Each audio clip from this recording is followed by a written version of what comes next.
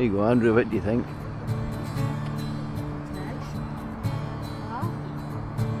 Interesting.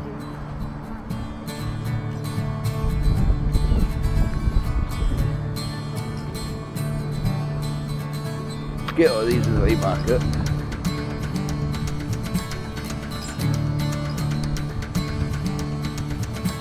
No, not that.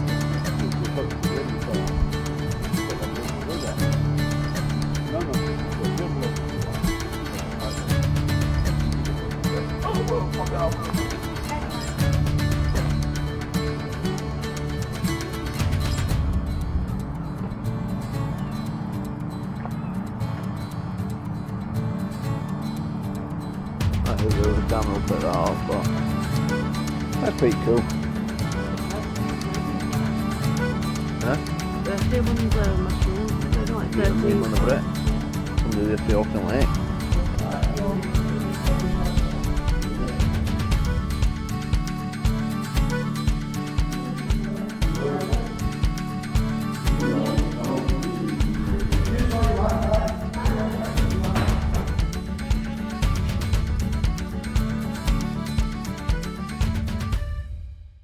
To be here at the start of the tour. My name's Stephen. I'm going to be your guide today.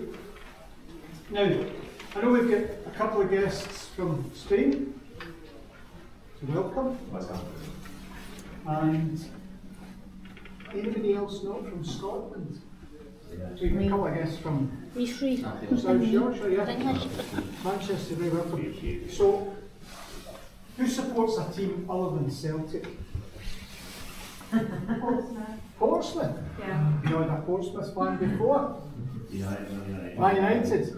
So you get a mention later on, but I'll warn you so you can put your fingers in your ears. Sheffield Wednesday, you have our sympathy.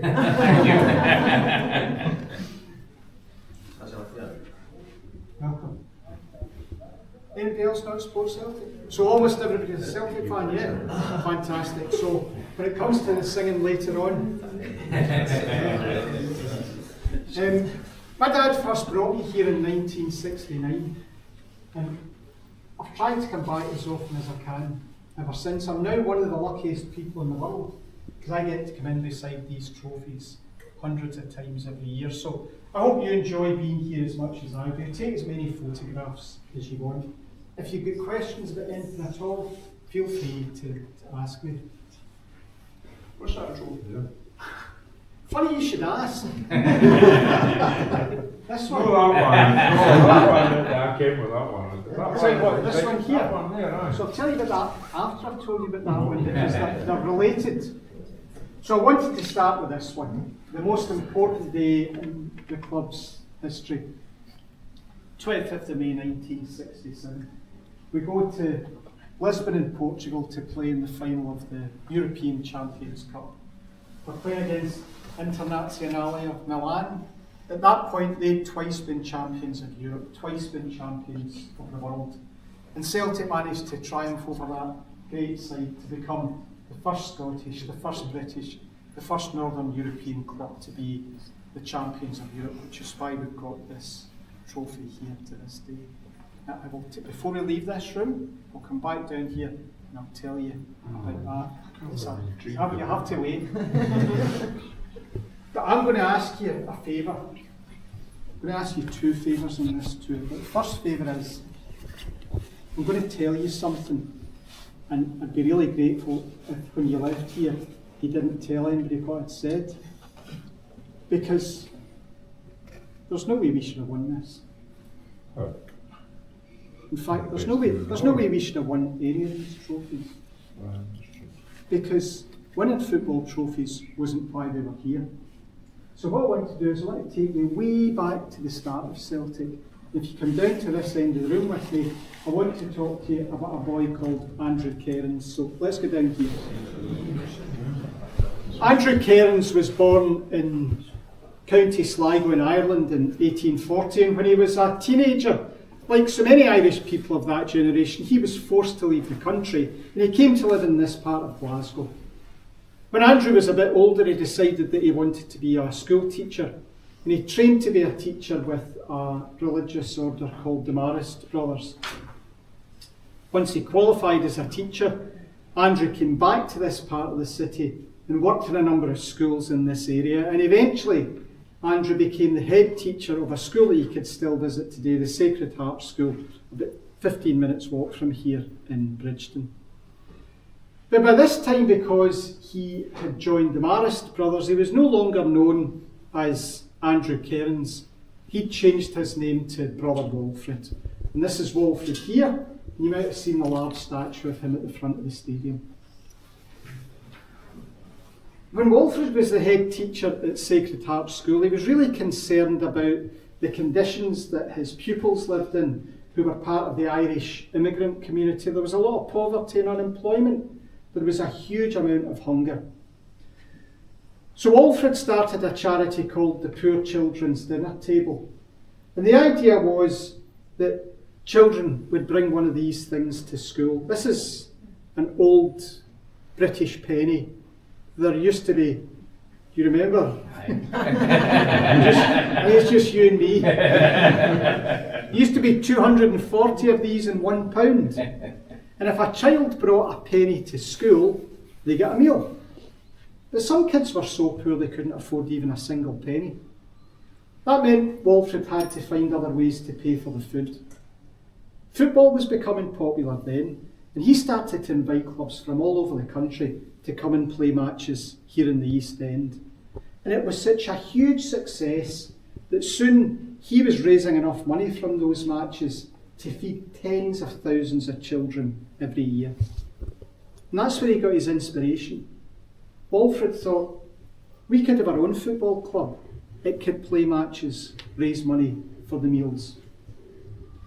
So he organised a meeting in November of 1887, and it took place at St Mary's Parish Hall in the Carlton, about 20 minutes walk from here.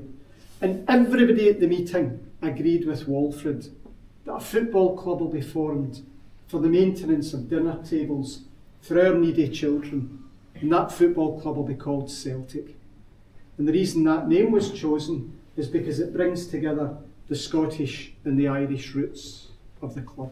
I don't know why each of you decided to come here today. I know some of you have travelled a long way to be here. You're very welcome.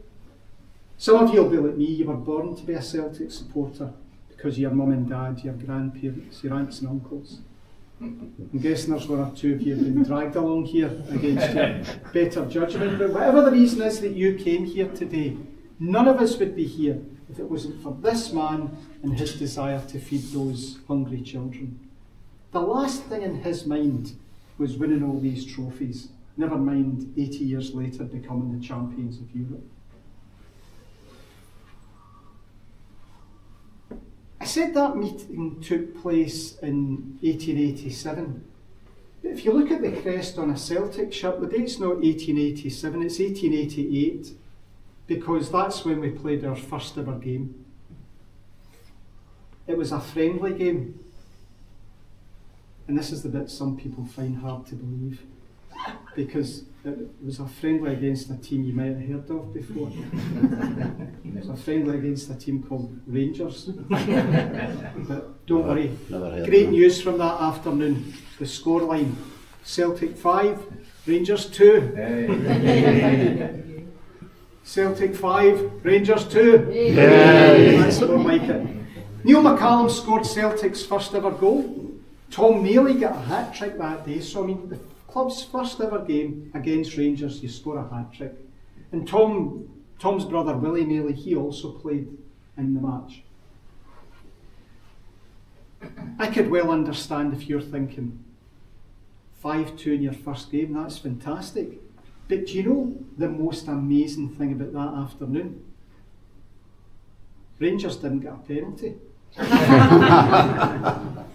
4 years later, we win the Scottish Cup for the first time. The following season, the league. By our 10th birthday, we've been the champions of Scotland 4 times. And by now, Willie Mealy, who played in that first ever match, he's the manager of the club, and he turns us into the finest team in Scotland. And if you let me come down the room just a wee bit, I'll tell you something about Willie Mealy's time at Celtic.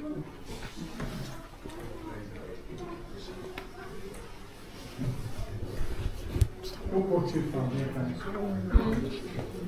Yeah.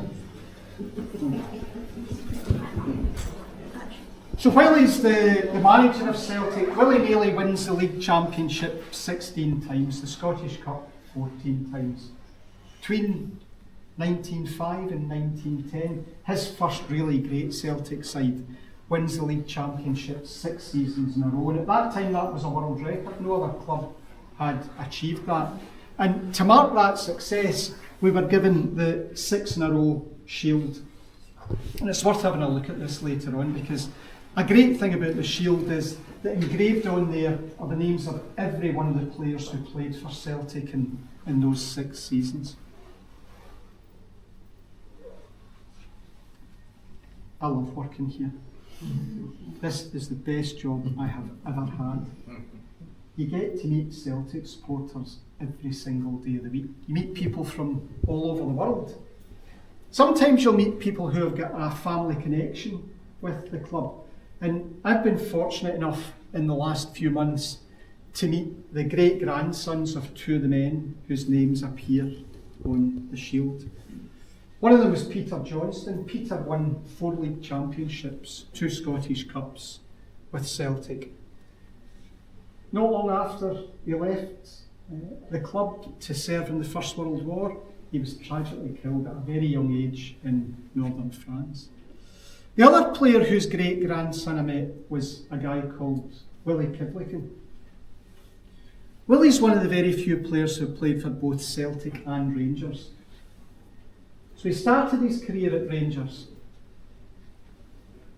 saw the error of his ways and came here to Celtic Park. And we were lucky enough recently to acquire some of the medals that Willie won. And I'll mention him again later on because he plays a role in the very saddest day in the club's history. So almost everybody here's a Celtic fan. Yeah? So who wants to sing the Willie Maley song for me? Call yourself Celtic fans?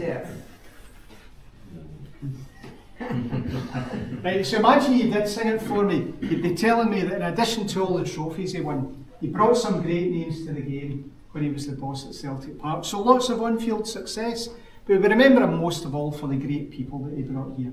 Charlie Shaw, Sonny Jim Young, Alec McNair. Alec was here for 21 seasons. He still won the league, still played more league games for the club than any Celtic player. Until 2 years ago, he'd won the league more times than any Celtic player, but James Forrest caught up and then overtook him. Patsy Gallagher. Patsy was a great Celtic player in a very Celtic way. It was his great-granddaughter who scored the league-winning goal 2 seasons ago. Jimmy Quinn. If you look to the end of the cabinet in the frame here, that's Jimmy Quinn's Celtic shirt. That's the oldest Celtic shirt you'll see anywhere. Well over 100 years old. Never seen the inside of a washing machine yet. John Thompson, and we always remember John because he gave his life for Celtic in a tragic accident in a match against Rangers. And as John lay there on the turf at Ibrox, mortally wounded, who came to his assistance but Willie Kivlican? Because after Willie stopped playing football, he went to university, trained to become a doctor, and on that terrible day in 1931, he was Celtic's club doctor and tried to help John. But the greatest player by far that Willie Maley ever brought to Celtic Park was a boy from just up the road in the Garden Gad, a boy called Jimmy McGrory. It's hard to describe what a phenomenal football player Jimmy McGrory was. 550 odd goals in 540 odd games. 56 hat-tricks for Celtic. One afternoon, 8 goals in a single match. So if you're looking for a football player today who's as good as Jimmy was back then, you're probably talking now about Messi and Mbappe. He's got a far better scoring record than Haaland or Lewandowski. Probably up where Cristiano Ronaldo was when he used to be good. But it's not just that he was a great footballer. Jimmy was Celtic through and through. Arsenal made 2 world record transfer bids to take Jimmy to London. The fee that they offered us was £10,000. And that was such a vast amount of money in those days. The club wanted to sell him. But Jimmy refused to go. Jimmy said, McGrory of Arsenal? That would never sound as good as McGrory of Celtic. So he stayed. And the terrible thing about this is the club took revenge on him. From that point onwards, they paid Jimmy £1 a week less than all the other players at the club. A terrible way to treat anybody, never mind the finest player we'd had until then. But when Jimmy found out later on, he said it was worth it. Because I got to pull the green and white hoops over my head every week. Great man, great footballer. Jimmy retired from here in 1937. A year later, 50 years after he played in our first ever match, Willie Maley's still here. He's still the manager of Celtic. And he enjoys probably his greatest triumph. That year saw an event called the British Empire Exhibition take place in Glasgow. The idea was to attract visitors to the city, give the place a boost. And it also featured a football championship, a championship of Britain and the British Empire. The 4 best teams from England and the 4 best teams from Scotland.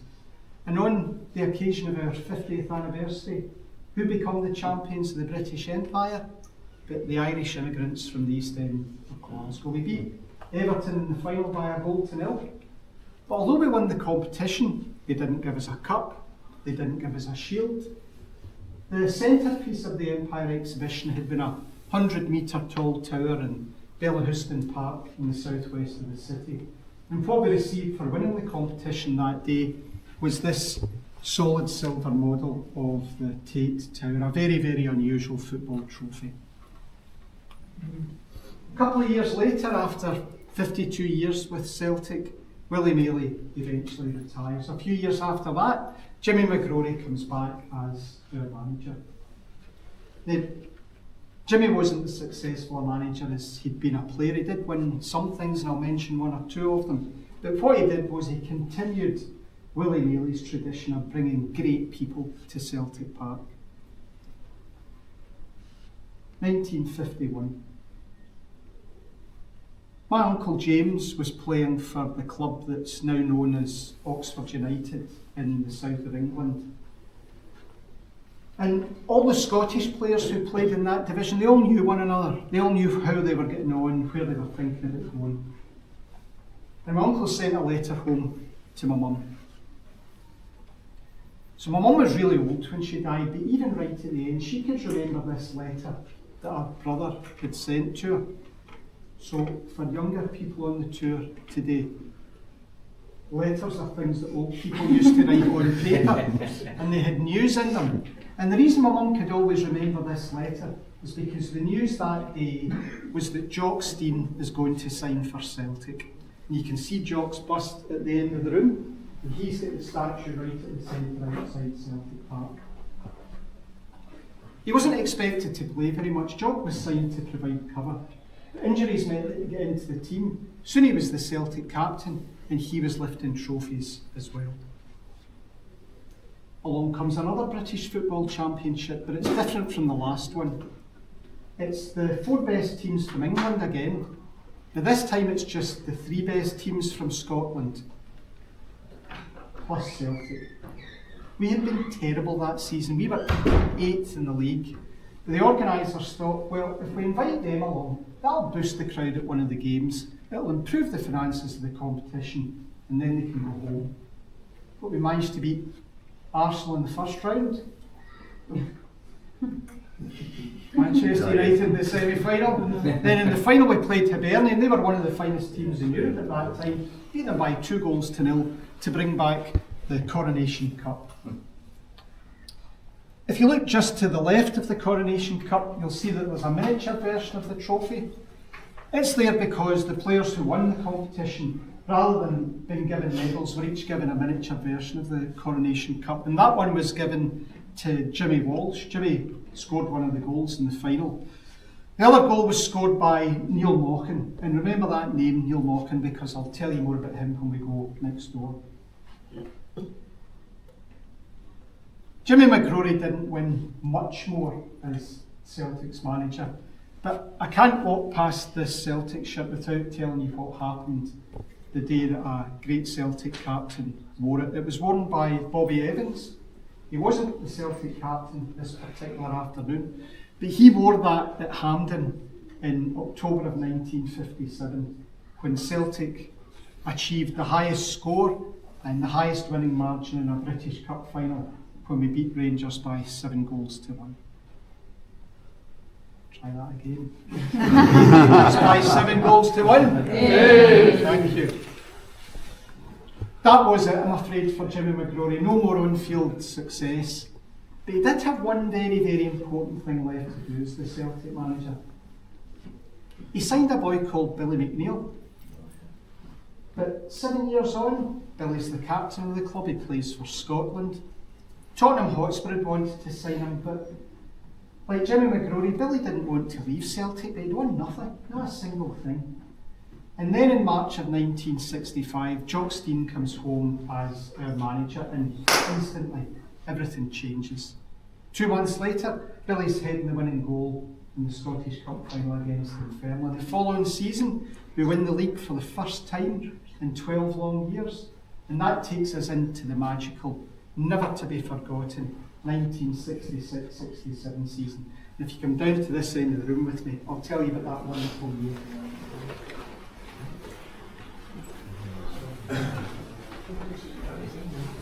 So I've still not forgotten. Don't worry, I've not forgotten. You're not going to let me forget.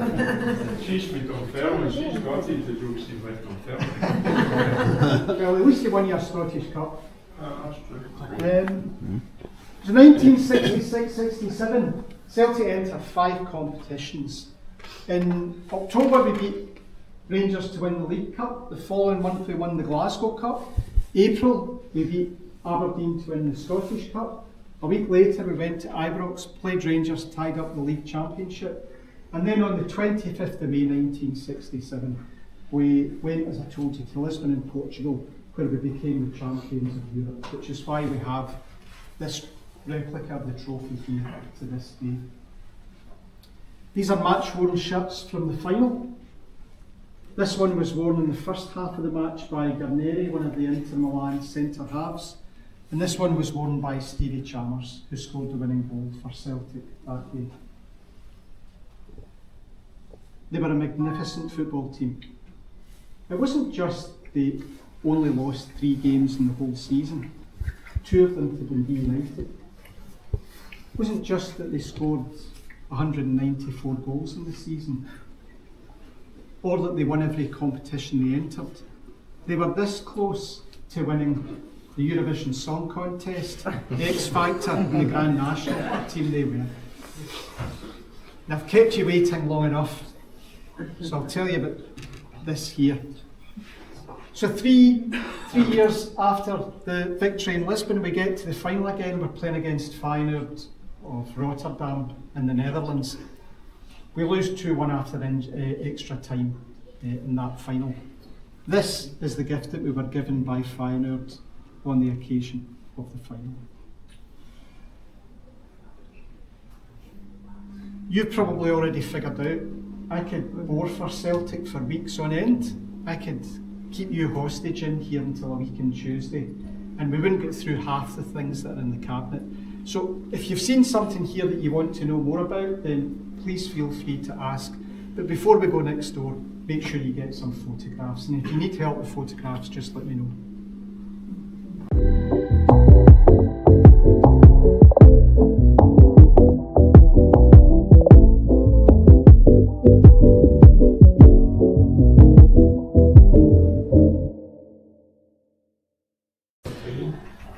This piece of art's by a Scottish artist called Gerard Burns, and very much in keeping with the club's origin, it was auctioned for charity, and the proceeds were used to fund the construction of kitchens in 67 village schools in Africa.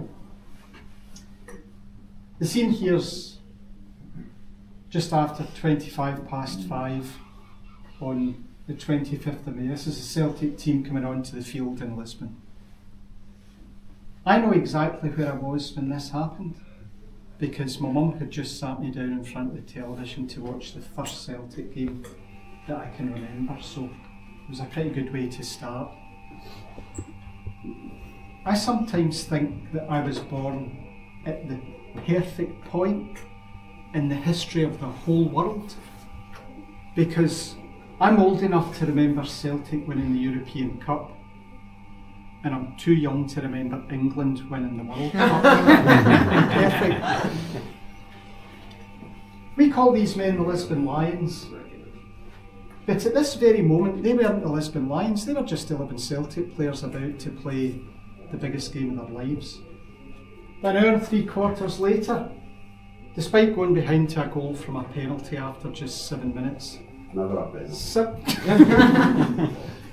Green tinted glasses there. 17 minutes into the second half, Tommy Gemmell equalises, and then with just 5 minutes left to go, Stevie Chalmers scores the goal that makes them the champions of Europe, that makes them the Lisbon Lions. And we'll never forget their names. Simpson, Craig and Gemmell, Murdoch, McNeil and Clark, Johnston, Wallace, Chalmers, Auld and Lennox. And you can see them all here. Although you can only just about see Jim Craig's forehead peeking out from behind Willie Wallace. But if you want to know what Jim Craig's forehead looks like, I'm your man. Because when I was a wee boy, Jim Craig was my dentist. And I get a really close-up view of that forehead quite a few times, and I'll tell you this, he's without doubt the greatest dentist ever to have won the European Cup.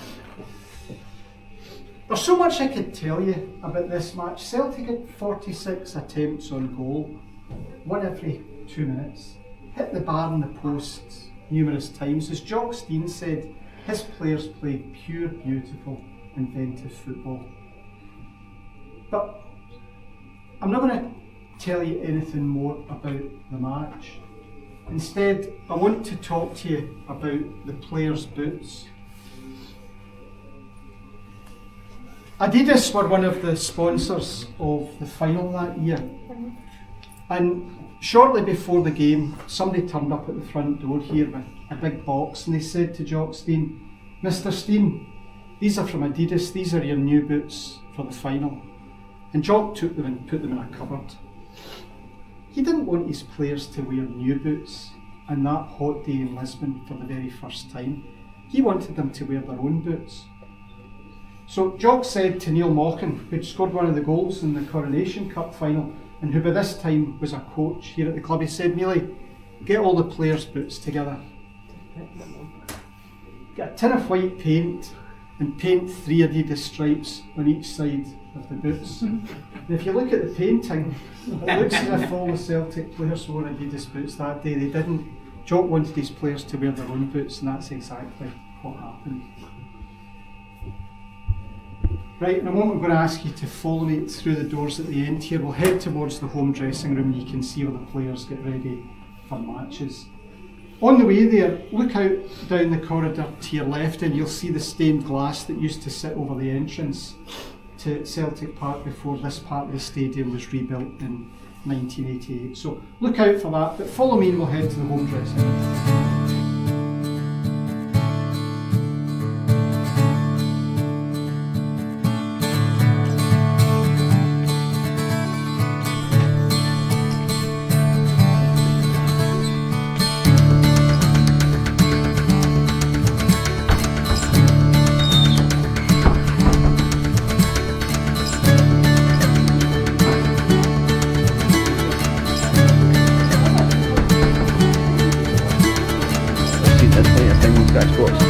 The only one I can tell you about that.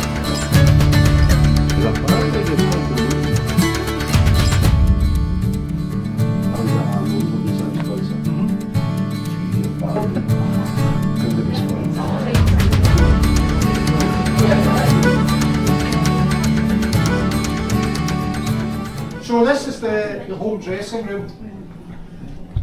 I told you that the first game we played was against Rangers. We should actually have played 2 weeks before, and the reason we couldn't play is we didn't have enough players. And Brother Walford and other members of the committee were literally going door to door around Glasgow to try to get people to come and play for Celtic. And they could never have imagined that 138 years later I suppose like football clubs all over the world, we've got players from all over the world. And don't get me wrong, I love coming to see guys like Dyson or Cameron Carter Vickers or Jota. I love seeing these guys here at Celtic Park. But nothing gives me more pleasure than watching boys like Kieran Tierney, Tony Ralston, Callum McGregor, boys who came here when they were 7, 8, 9 years of age and now they're in the first team. And then, as I was talking about this gentleman over here earlier on, at the moment we've got this guy, James Forrest, in his 17th season with the club, over 500 appearances, over 100 goals. A few months ago he became the most decorated player in the club's history. He's never kicked a ball for a team other than Celtic. I must cheer him, yeah, what a guy. It's a wee while till the next home game. I think it's the 11th of April. We're playing St Mirren here at 3 o'clock on the Saturday afternoon. So that means about 1:30, the players' coach will drive up the Celtic way. The players will get off the coach, come in here, start to get ready for the game. About 2:15, they'll get their training kit on, go outside, do their warm-up, come back in here about 2:45, get their hoops on. The manager and coaches will come and give them their last-minute instructions, and then Cal will lead the team from here down the tunnel and onto the pitch. So we're just about to do what the Celtic players do. We're going to walk down the tunnel to the edge of the pitch. I don't think I can promise you much on this tour, but I can promise you that when you walk down that tunnel, it's something you won't forget. The hairs will stand up in the back of your neck as you come out into the stadium, so make sure you enjoy it. I know the way there, but I'm not the Celtic captain, so I'm not allowed to lead the team down the tunnel. But just before we started the tour, I got a phone call from Callum McGregor, and Callum said he was really sorry he couldn't be here to lead the team down the tunnel, but that there was a great Celtic supporter here and that he would like Michael to be the Celtic captain today.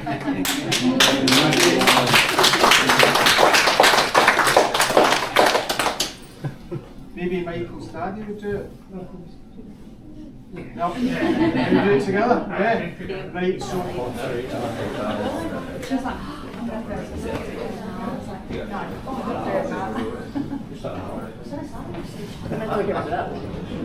Huh?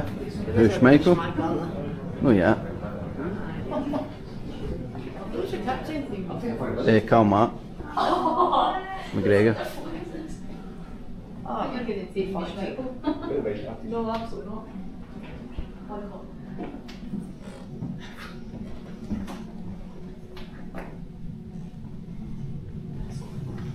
Apa tiny that? I found you.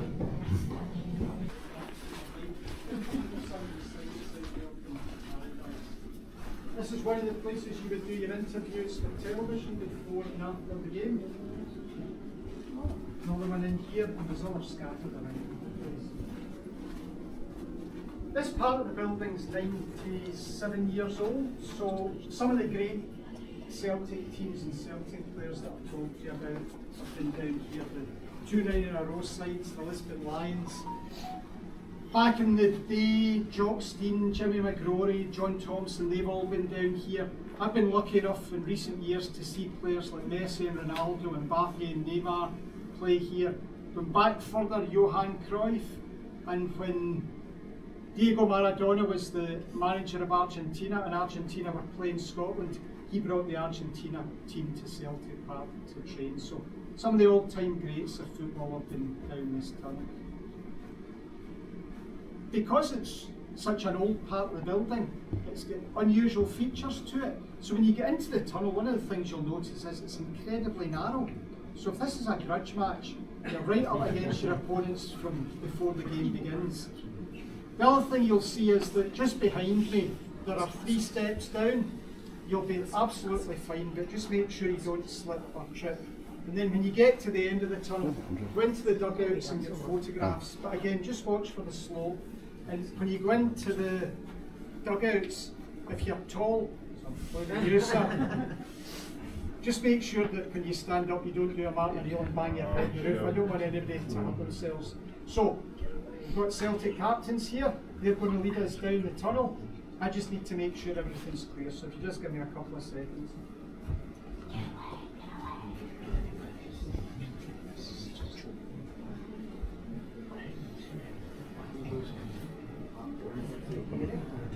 We've got that one, no? Like names. Eh? Thank you. That's killing me. We're not used to it. No. Enjoy it. Yes.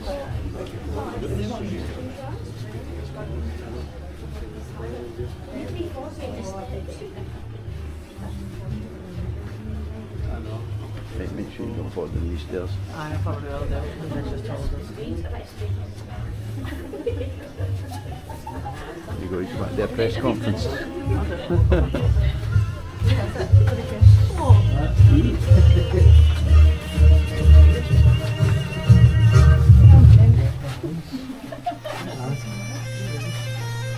the names and stuff on there.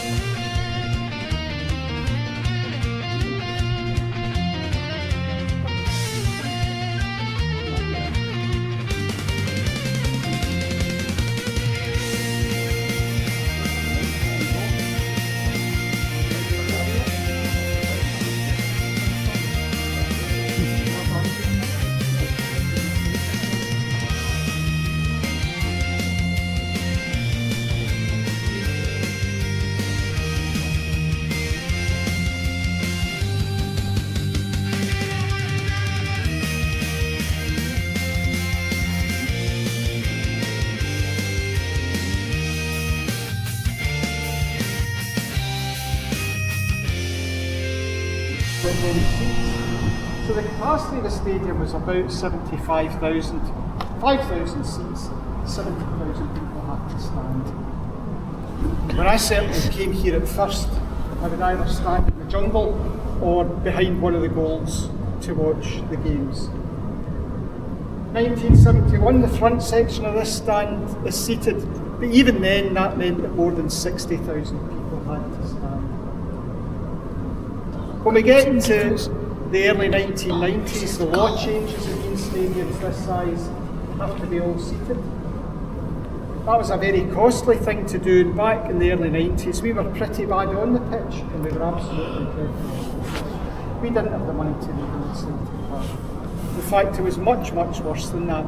There was a real danger that the club could go out of business and that Celtic would die. But Celtic supporters wouldn't let that happen. And led by Fergus McCann, we raised the money first of all to save Celtic and then to build the stadium that you see today. The North Stand behind me was opened 31 years ago in a game against Newcastle United. It was opened by the singer Rod Stewart.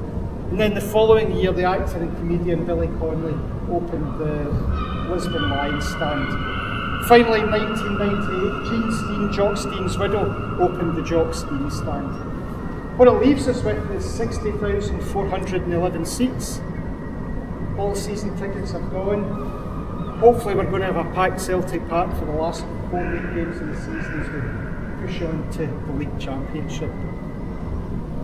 All of this is a million miles away from what Walford was trying to do all those years ago. He was trying to put food on the table for hungry children. And he could never have imagined that within 10 years we'd be the finest team in Scotland, 50 years the finest team in Britain, 80 years the finest team in Europe, and then more recently a second 9 in a row, an 8th domestic treble, and still League Championship down the stairs. I'm never going to get to meet the people from 1887, but if I could, I just want to say thank you to them for what they left behind for all of us, and as we see today, we get a chance to pass it on to other generations. So I'm afraid that's just about it. In a moment I'm going to ask you to follow me up the stairs. We'll head over to exit I, I'll take you back to the sports bar. If you're going to the restaurant, let me know and I'll tell you how to get there. Thanks for coming, whether you've come from just round the corner or much further away. Everybody's very welcome here at Celtic Park. I've got one favour to ask you before you go. We try to make the tour as good as it can be. So if you can leave us a review on TripAdvisor that lets other people know what it's like to come here, then we'd really appreciate that. At the moment, we're the number 2 rated attraction in Glasgow on TripAdvisor. So we've got the Kelvin Grove Gallery on our sites, and if you can bump us up that league table as well, that would be fantastic. And they gave us Away James fans. McRory and In the Paul comment here. Wednesday. See what's in there tonight? They gave us Johnston, Tully, Murdoch, Cold and Pay. And